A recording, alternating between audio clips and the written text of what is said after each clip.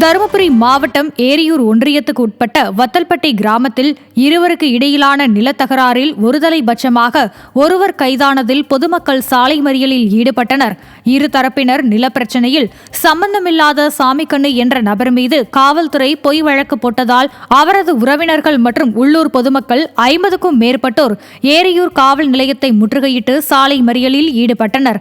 Stalin model ஆட்சியில் காவல்துறையினர் பாரபட்சமாக செயல்படுவது அதிகரித்துள்ளதால் வரும் தேர்தல் திமுகவுக்கு தக்க பாடமாக அமையும் என பலரும் அப்போது விமர்சித்தனர்.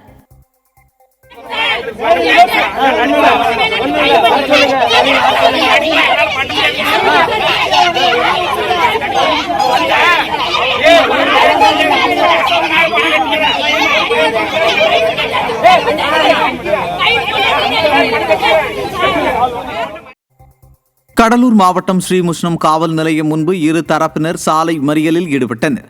கீழவன்னியர் குடியிருப்பு மக்களுக்கான குடிநீர் இணைப்பை சேதப்படுத்தியது தொடர்பான பேச்சுவார்த்தையின் போது பேரூராட்சி செயல் அலுவலர் தாக்கப்பட்டதாக கூறி திமுக கிழக்கு ஒன்றிய செயலாளர் தங்க ஆனந்தன் தரப்பினரும் சுத்தமான குடிநீர் வழங்காமல் பொய்யாக புகார் அளிப்பதாக கூறி கீழவன்னியர் குடியிருப்பு மக்களும் சாலை மறியலில் ஈடுபட்டனர்.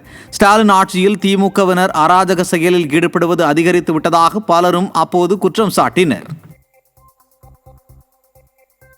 சென்னை தியாகராயர் நகர் கிரியப்பா சாலையில் பொதுமக்கள் சார்பாக அமைக்கப்பட்ட நிழற்கூரையை அதிகாரிகள் அகற்ற முயல்வதற்கு மக்கள் கண்டனம் தெரிவித்துள்ளனர்.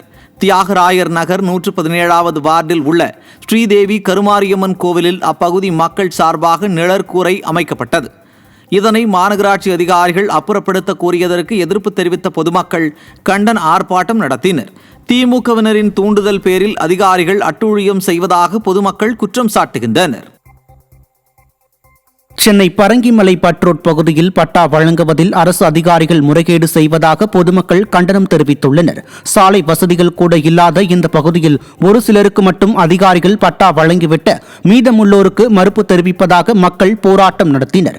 குறிப்பாக 60 குடும்பத்தைச் சேர்ந்தவர்களுக்கு பட்டா வழங்காமல் திமுக அரசு அதிகாரிகள் அலைகழிப்பதாகவும் தங்களுக்கு உரிய முறையில் பட்டா வழங்க வேண்டும் எனவும் பொதுமக்கள் கோரிக்கை விடுத்துள்ளனர்.